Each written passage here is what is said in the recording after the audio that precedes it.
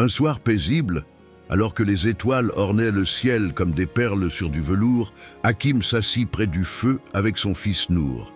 Le silence enveloppait le désert, mais le cœur de Hakim brûlait d'une urgence douce. Il était temps de transmettre ce que les hommes oublient, mais que les cœurs éveillés préservent. Il regarda Nour dans les yeux et dit avec une voix calme et ferme, « Mon fils, il y a un mal qui écrase l'âme, une injustice si lourde qu'elle brise l'ordre du ciel et de la terre. Ne donne jamais d'associé à Allah.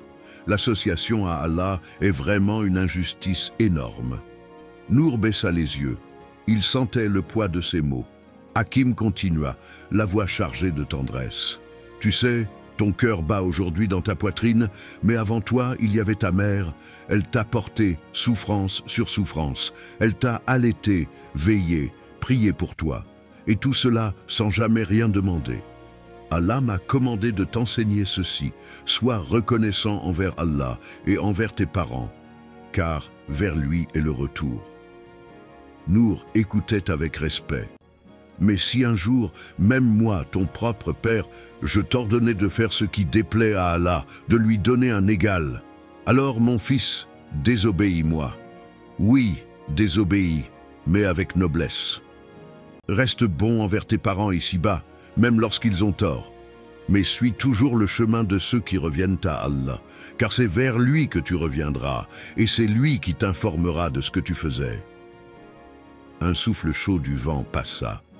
Nour regardait maintenant le feu. Hakim se pencha vers lui. « Écoute bien, même si une chose est aussi minuscule qu'un grain de moutarde, caché dans un rocher ou perdu dans les cieux ou la terre, Allah la fera venir. Il est infiniment subtil, parfaitement connaisseur. Rien ne lui échappe, pas même ce que tu caches au fond de ton âme. » Le jeune garçon sentit un frisson dans son dos. La présence d'Allah lui devenait réelle, vivante, enveloppante. Hakim posa sa main sur son épaule. « Mon fils, voici ton chemin. Accomplis la prière. Ne la néglige jamais. Et lève-toi quand les gens dorment pour appeler au bien. Interdis le mal même si ta voix tremble. Et patiente, car ceux qui interdisent le mal seront critiqués, moqués, rejetés. Mais ce que tu endures avec droiture est le signe de la vraie grandeur. » Nour serra les dents comme pour dire « Je tiendrai ». Hakim sourit. Il n'avait pas fini. « Garde ton cœur pur, même dans ta manière de marcher. Ne détourne pas ton visage des gens avec arrogance. Ne foule pas la terre avec fierté, car Allah n'aime pas celui qui est plein d'orgueil et de gloriole. » Nour hocha la tête. Il avait vu des gens marcher comme des rois et tomber comme des feuilles. Hakim se leva lentement.